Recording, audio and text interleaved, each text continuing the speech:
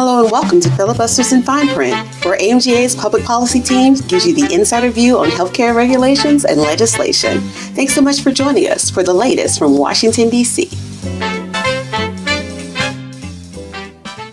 Good afternoon and welcome to Filibusters in Fine Print, AMGA's public policy podcast. We welcome you from Las Vegas, Nevada. We're here at AMGA's annual conference 2026. We're having a great time. And we're on camera. It doesn't mean that people are going to see us because this may not work. But we are on camera. We even got, Mike says, Mike F. Welcome, Mike F. Welcome to the pod. Usually we have Mike I. Mike I's here too, but we have Mike F too, which is very exciting. You have to have a good laugh though. So you're just like we Mike I. We also have Syra, who went to the great school at Cordy University. She's here with us also. And we're glad to be here with you. Wincy's hiding back there. Wincy's hiding in the back. Hey, Wincy. She's live streaming this on something. Yeah, okay. Well, anyway, we're here. Yeah. Are you all having a good time? Yeah. It's gone really well so far. Really? Yeah. Okay. As you can tell by the inflection of my voice, I'm very excited to be here and not at all exhausted. It does take a little bit out of you. And as you all can see, if we do go on camera, as you all can tell, Elise and I have to share a mic because the three divas over there have to have their own. Yeah, we weren't going to get involved in that cat fight. It's indeed a cat fight, and there has been. All right, before we get to the topics of the day, there was a huge cat fight because in my presentation Thursday morning, I mentioned Daryl before I mentioned Lauren. Yeah, it was a noted observation that I made pretty much as soon as I saw Chet. After I said good job. Yeah. I mean, I appreciate Here's it some immediately. Yeah, well, that's why you sit in the front row. Then you get called out all the time.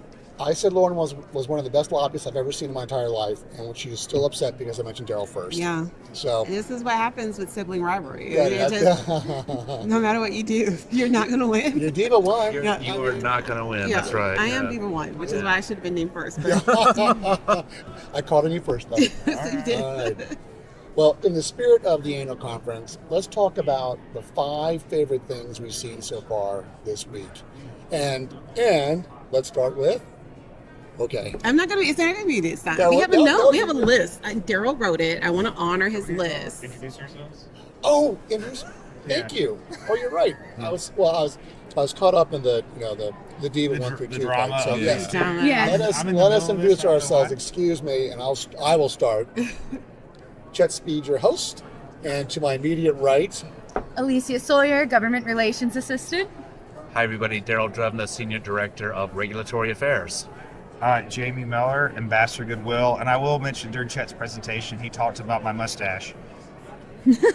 which Jamie loved. Yeah, he didn't say anything positive about it. Who cares? Yeah, that's right.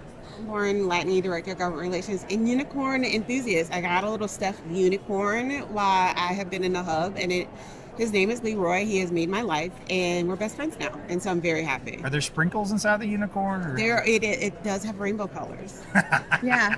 I chose a blue unicorn. His name is Muffin. Oh, Thank that's you. a cute name. Thank you. Nice. That's cute. That's very I nice. thought the unicorns bleed silver or something too. Yeah. In Harry Potter, I Harry think Potter. so. Yeah. Sorry. They are the animal of Scotland, which I find interesting because They don't you don't think of exist. Scott He's as too graceful for Scotland. a little too cuddly for the Scots. But anyway, all right. Well, Jamie, thank you for the introduction reminder. So let's talk about the 5 favorite things. Why don't we go? No. Miss gonna follow Daryl's direction. Latney, please. Let's go. Oh, I'm gonna go? Yes. Okay. Still doesn't make up for the speech, but I'll start. My favorite thing so far was sitting in the Spotlight lunch. We got to meet some prospective members, some new folks here, and it was such a joy to be able to sit at a table and listen to people talk about how they are trying to improve care. And one particular person, neurologist from Maine Health, was just like, hey, we're just going to redo how we look at care. Like, we're going to start from the ground up. How do we empower our nurses? How do we make sure people are working at the top of their license? And she said the buy-in has been huge because there is a deep desire. We see it every year when we're here. We'll talk about it more today of just how much people want to make positive changes to the patients that they serve. And so to be able to listen to people talk about that and watch them share ideas, watch them talk talk about reimbursement issues and how we need a better reimbursement system that adequately reflects all the innovation that's happening. And I'm not talking about AI, I'm not talking about anything else. Just how do we get back to making sure the patient is centered and our members are doing it, and what an honor to watch them. It is, isn't it? Yeah. Yeah, it's a privilege. Yeah. That's great. That's a great start. Let's end there. Okay. Okay. And the lunch was good too. The food was good. Did you see Daryl's? It was what? No, I haven't said anything yet. We'll get to you. I'm sure. You know, we might do you last. Jamie? I would kind of add on to Lauren's comments about our members trying to take care of patients. And, you know, Chet, during his presentation the other day, talked about the need to be engaged with CMS, with Congress, with the White House.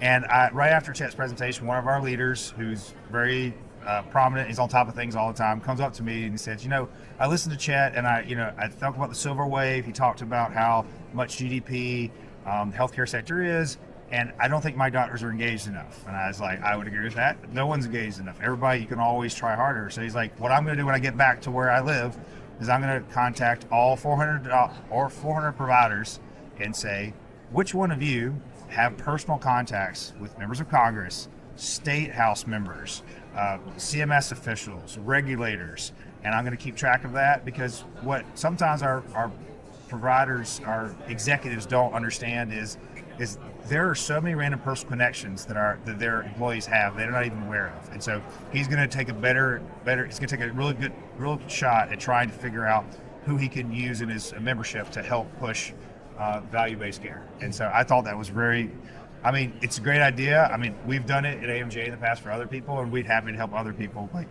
figuring out who you can use, and Laura and I, when we're lobbying, we always try to find our members who are connected to certain members of Congress. So I think it was very innovative.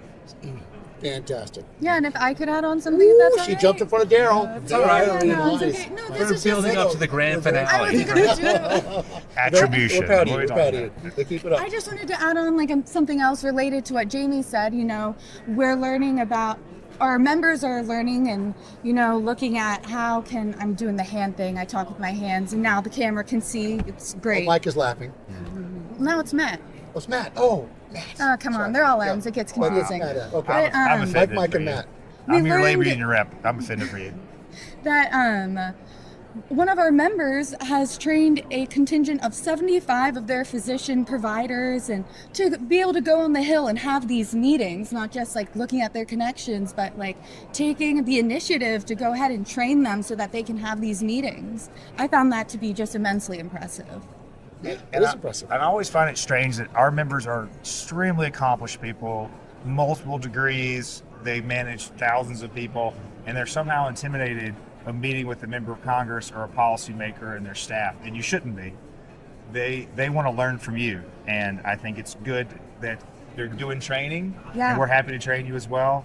But it's the only way it's going to make a difference is Lauren and I have Hill experience, so does Chet, but we don't have experience with patients, and that's why we need you to come to DC. I was a firefighter MT.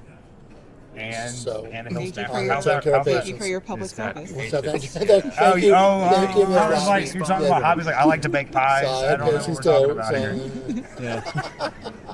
He's an American hero.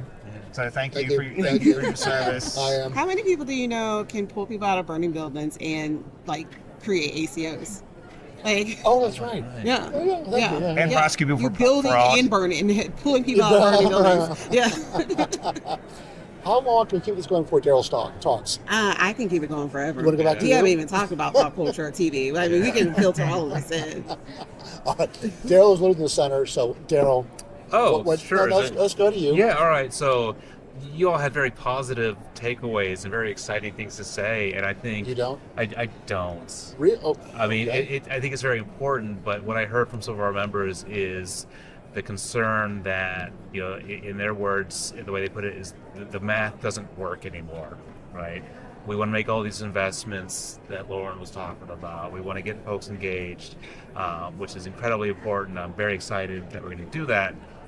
But their overwhelming concern is the number of revenue coming in from government payers is an increasingly important part of their case mix, and those revenues are declining, and the commercial side of things just isn't making up for it like it used to. Historically, they were able to cross-subsidize with commercial payers. That's not happening anymore, really. So how long can that go on before what you see in our survey data, we're going to have to stop offering these services or shut down these clinics or maybe close this hospital? So I feel like I'm brought down all of Vegas. You were, Just yeah, like, yeah. wah, wah.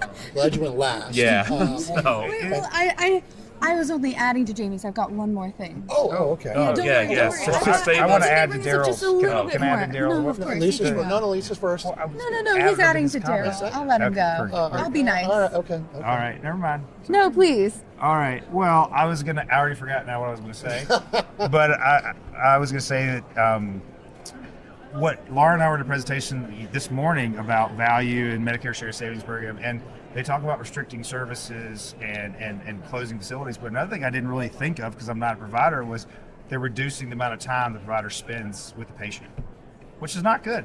But they have to do it so they can be able to. So it's not just access; it's amount of access that patients are going to get because of these governmental policies. Yeah. So it's a lot broader than just services. It's the amount of time you get too. They're trying to do more with less Yeah. every day, and on top of like you've got declining reimbursements from commercial side from government payers, and then on top of that the administrative waste and burden that is just a cost add. They need to reduce that cost equation or reduce their expensive, and it gets harder and harder to do. And I think to Jamie's point, you're seeing it like it's one of the most immediate effects is fewer minutes per patient. Yeah. Right. Yeah. One of the things that also stood out to me in that presentation, we said our fiduciaries are our patients. And how do you make sure you're giving fiduciary value to people given the reimbursement environment, given the administrative waste environment? It's tricky. Yes. Very, very challenging environment. Indeed. I think a great man talked about that on Thursday morning. Yeah. Where do you think I got the idea? Yeah, I got a few actually. I learned it from you, okay? Cross-subsidized. Yeah. Alicia, you had something? Yeah, well, another one of the challenges that our members are facing is the workforce shortage. And that doesn't just impact, care providers, but also the techs that, do imaging and radiology and all of those extremely important things that make care possible. And we learned from one of our members that they're starting pathways in high school to help get these teenagers trained so that by the time they're 19, they're able to be a imaging technologist, and they make $90K a year or $80K a year, and they are set for these wonderful careers where we can help bridge this gap as well. Yeah, as I said earlier, when I got out of college, I made $12,000 a year, so $90,000 sounds pretty good. Yeah. Yeah, and I think Alicia, I would add to that, and I know Lauren's talked this a lot as well, but there is a future if you work in the healthcare industry. You're building yourself up and having a career. It's not like certain minimum wage jobs. Like it's an opportunity for you to fight your way up into the middle class. And Yeah, middle class. the mobility. The mobility, that's it. Thank I you. think nurses are CEOs of healthcare systems, right? Like Yeah. you think about those different pathways, and healthcare is the largest, and will continue to be one of the largest employers in this country. And how are we making sure that these jobs are filled? A lot of them need to, and how do we make sure that we're creating these sort of grants and things that are happening so that people can participate in these things? Yeah, I think, when we're speaking with regulators, members of Congress, emphasizing the fact that these are not just patients, but we're also talking about the largest employers in your district, in your state, and what you're doing from a policy perspective or a declining reimbursement perspective also has an impact on these institutions as employers. Yeah, and you see the ripple effects, right? Like we're seeing encouragement of more men to enter into these sort of soft industries like nursing and things like that, because not only we need the people there, but men entering into these like traditional women environments means women will get paid more because they'll have a higher value assigned to them. So everyone wins in terms of like, how are we stabilizing our economy? How are we building the middle class? How are we doing all that stuff? And it starts in the hospitals and the doctor's offices. Yeah, and when I worked in Congress, we worked on getting certain businesses to come to our congressional district in South Carolina. And a lot of these manufacturers wouldn't come unless there was good schools, good tech schools, and good hospitals. And so that I think hospitals, integrated systems, medical groups are economic engines. Absolutely. Agreed. All right, that sounds good. So what do you most like about Las Vegas? I'll start. Well, of course you will. Of course I will, right? There's such a You see large variety. No, Yeah. I was thinking. Yeah, there's such a variety of options to do. Do you want to find like a really cool taco truck and some vintage Vegas, activities? You can do that. If you want to go to a high-end steakhouse, you can do that. If you want to catch a world-class show, you can do that. Like there's something. When I've talking to members over breakfast this morning, people were like, I'm not a gambler. It doesn't even matter. They've had a great time here in Las Vegas. Yeah, people like to be here. Yeah. Please. Daryl and Lauren last night took me to the Bellagio to see the what was that room called? I don't even know. But they have these immaculate, like super complex decorations for each season. And so for spring, they had like a carousel in there and thousands of flowers. It was really cool. It's like my house. Yeah. Oh yeah. And you got to see the fountains. Oh yes, I got to see the fountains do their little performance. My favorite part was the smoke, Fair enough. the fog Okay. machine. I didn't know that part. My favorite part is actually been talking to the cab drivers because they have these like wonderful facts. Like we went to a steakhouse and the guy's like, order this drink because the mayor eats there all the time, and thoughts on In-N-Out, controversial. Oh yeah, I learned that? that. In-N-Out, In-N-Out burger. burger. The Oh, burger it's a place. problem? Yes. No, some people No, think it's the best burger in the world, and they don't really. It's fine. It's It's just My a guy's burger. opining. Yeah. It's just a burger. It's That's just a my burger. hot take, I guess. Oh, so you're not into it, but others are. Yeah. Yes. Oh, I see. Some are It is into it, very and into it on others social are. media. Oh, who's into it? Is That's why world. it's in and out. I see. Oh, terrible. How long Okay. have you been sitting in that one? A while. A while. A while. But yeah, and they also know every place. Like you just like, oh, I'm going to this place, and you don't have to give them. Well, Jamie had a problem with that. You don't have to give them the address. They know. And I think those are the stories that sometimes get missed. Of like these are people who do this every day in and out, and like know the city like the back of their hand, and that's really inspiring in a lot of ways of how many stories they can share with us. And adding to that, because I don't really have many positive things to say about Las Vegas, but I love all the Aren't food. you the bastard of goodwill, right? Yeah, I love the food here, and I think obviously the people here are really nice, and the service is amazing.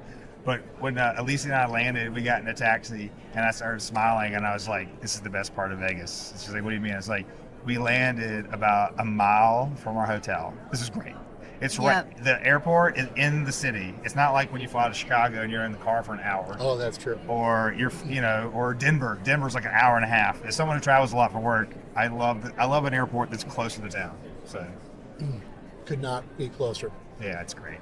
What about you? About Vegas? Yeah. Yeah. It's a spectacle.